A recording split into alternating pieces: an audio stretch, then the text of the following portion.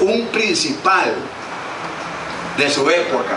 Y Pablo estuvo ahí, estrictamente conforme a la ley de nuestros padres, celoso de Dios. Por eso Pablo era así, porque él sabía que había un Dios. Yo creo que en aquella época de Pablo, si hubiera existido mucha idolatría, yo imagino que Pablo agarra todo a mazazo, ¿no? Porque él sabía que había un Dios grande y poderoso. Celoso de Dios como hoy lo sois todos vosotros. Perseguía yo este camino hasta la muerte. O sea, él, cuando dice este camino, era porque se llamaban a los del camino, los cristianos de la época, prendiendo y entregando en cárceles a hombres y mujeres. Ni las mujeres se les escapaban, no para violarlas ni hacerles daño, no sé, para matarlas y meterlas en la cárcel por predicar, según Pablo, otro evangelio. Él era toda una autoridad. Los sacerdotes le daban cartas. Como el sumo sacerdote también me es testigo, y todos los ancianos de quienes también recibí cartas para los hermanos, y fue a Damasco para traer presos a Jerusalén también a los que estuviesen allí, para que fuesen castigados. Era celoso, amaba a Dios. Y uno a veces no entiende las cosas, pero cuando Dios quiere hacer algo, mire, va a luchar y nos va a agarrar a cuando uno se le quiere escapar. Pablo, en medio de todo eso, podemos ver que él conocía, pero no aceptaba al cristianismo. Le parecía algo extraño. Ahí en Hechos, pero en el capítulo 8 de Hechos, verso 3, y Pablo asolaba la iglesia, entrando casa por casa. Vea que él tenía un equipo de gente, y él iba al cargo de esa gente, y revisaba casa por casa, arrastraba a hombres y a mujeres, y los entregaba en la cárcel. Mire, el libro de los Hechos es un libro que deberíamos leerlo todos, para conocer más de lo que nos enseña la Escritura, no solo de Pablo, sino de todos aquellos siervos que decidieron servir al Señor. Pero en medio de todo eso, a Pablo posiblemente le daba miedo a la gente predicarle. ¿Quién le iba a predicar? Si una vez lo agarraba y decía, para adentro, llévese. Entonces tuvo que venir Jesús, él personalmente, a encargarse de Pablo. ¿Y cómo lo hizo? Hechos 9. Para que vean qué bonito es cuando nos sentamos y vamos viendo qué sucedía. Hechos 9, a partir del verso 3. Mas yendo por el camino, aconteció que al llegar cerca de Damasco, él iba, recuerda, a Damasco a traerse toda la gente. Al llegar cerca de Damasco, repentinamente le rodeó un resplandor de luz del cielo. Hoy cantábamos un canto que hablaba de la luz del cielo. Me imagino que es como el sol. Él rodeado Pablo, pero junto con eso, dice que, y cayendo en tierra, recuerden que no andaban a pie, se supone que ellos andaban en sus bestias, en sus caballos. Dice que cayendo en tierra, oyó una voz que le decía, Saulo, Saulo, ¿por qué me persigues? O sea, al perseguir, la iglesia estaba persiguiendo a Cristo. Cuando usted y a mí nos persigan por hablar el evangelio, debe estar usted seguro y confiado que no le persiguen a usted, le persiguen a Él, y que Él va a estar de parte nuestra. Y Pablo dijo, ¿quién eres, Señor? Ve que en ese momento Pablo reconocía la autoridad de esa voz. Saulo, Saulo, ¿por qué me persigues? ¿Quién eres, Señor? Y le dijo, yo soy Jesús, a quien tú persigues. Dura cosa te es dar cosas contra el aguijón. O sea, dura cosa es querer tirar golpes contra mí, porque no sabes quién soy. Y él, sacando pecho, se puso en pie. No, ¿verdad? El Pablo poderoso dice, y él temblando y temeroso, porque Pablo no lo asustaba cualquier cosa. Él sabía que él tenía su Dios, que él conocía las leyes, y por eso defendía él a Dios, pero no conocía del Hijo. Dijo, Señor, ¿qué quieres que yo haga?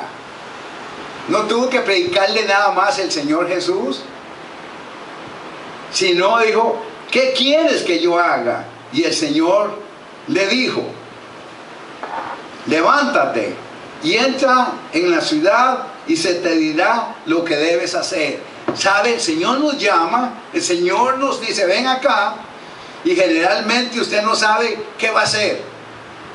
Él nada más espera que usted tome la decisión.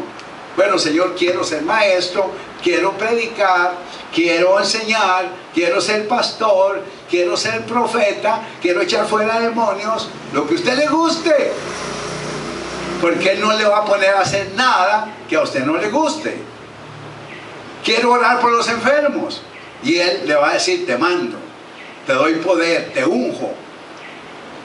Pero si usted dice, qué bonito tener dones, pero qué pereza si me mandan al San Juan de Dios a orar en la sección de oncología.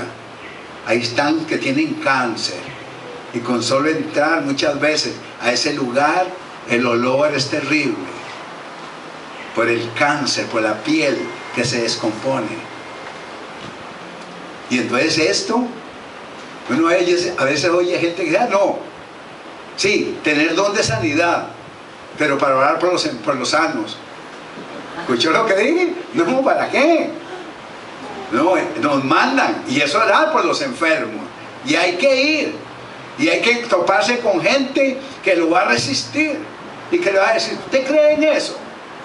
¿Usted cree que Cristo sana? Eso fue en otra época. ¿Y qué va a hacer usted? ¿Sigue adelante o se detiene y se llena de dudas? Así que se te dirá lo que debes hacer. Aleluya. Y Pablo dijo, lléveme a Damasco.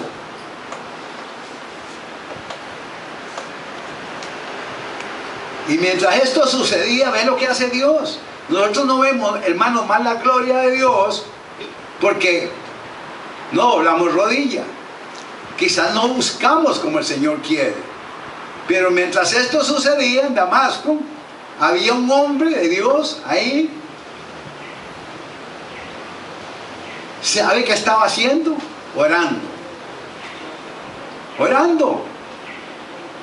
Y él, como oramos nosotros, bueno, sí oro por la iglesia, cuando me pongo a orar, empiezo, Señor, muéstrame el hermano, los hermanos, los lugares, las naciones, a quien quieras que bendiga en este momento. Y de repente Él empieza a mostrarle uno la iglesia, así como estuviéramos cuando nos están pasando los cantos, y veo las caras, veo los rostros, veo, y ahí vamos orando. O de repente hace un cambio y dice, estás en Europa, ora por tal nación, o mira lo que está pasando. Así había un hombre que estaba ahí.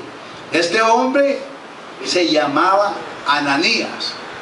Y vea que son dos eventos distintos. Pablo en uno, ciego, porque quedó ciego por 3 días. Después que lo rodeó la luz, Tuvieron que llevarlo de la mano, el famoso Pablo. No, para caminar, un ciego tiene que aprender, como la otra vez les expliqué, el testimonio del ciego que me encontré un domingo, y uno entiende, mire, no se mueve, el ciego ahí se quedó, Pablo se quedó ahí, dice que lo llevaron, pero es lo que hace Dios. Dios nos muestra lo que Él quiere hacer. En Hechos 9, y a partir del verso 10. Les vea lo que dice. Había entonces en Damasco un discípulo llamado Ananías. Era uno de esos del camino, un cristiano, se llamaba Ananías, a quien el Señor dijo en visión. Es lo que Dios hace cuando estamos orando, cuando estamos buscando al Señor, Él nos va a hablar. Pero a veces nos sorprende o nos asusta las cosas que el Señor dice. Le dijo en visión, Ananías, y él respondió, heme aquí, Señor. ¿Verdad que esto nos suena un poco parecido a lo que pasó con Samuel cuando estaba ya en el templo, verdad? No conocía a Jehová, no conocía cómo hablaba, pero fue instruido y llegó el momento que decía, heme aquí, Señor. Y el Señor le dijo, levántate. De a otro que le dice, levántate y busca en casa de Judas a uno llamado Saulo de Tarso. Vean cómo Dios se mueve. Pablo ya lo habían llevado a la casa de Judas, porque he aquí, él ora. Ya Pablo está orando también, pidiéndole al Señor, ¿qué va a pasar? Estoy ciego. Dice, y ha visto en visión a un varón llamado Ananías. Le dice el Señor, tú eres Ananías. Y Pablo te está viendo, que entra y le pone las manos encima para que recobre la vista. Vea qué sencillo. No tenía que ni decirle nada. Te pongo las manos en el nombre de Jesús. Y Pablo iba a recibir lo que estaba pidiendo. ¿Por qué nosotros en este tiempo no vemos estas cosas? ¿Sabe por qué? Porque no lo buscamos con más esmero. Venimos, nos gustan los cultos, nos gozamos con los hermanos, nos apoyamos, nos animamos, oímos testimonios, pero ¿cuánto tiempo dedicamos al Señor? Si lo hiciéramos, la iglesia de Jesucristo en la tierra, en estos tiempos, hermanos, sería poderosa. Pero hay lugares donde no ven nada. El Señor tiene misericordia de nosotros. Aquí en Siloé vemos milagros. Gloria a Dios.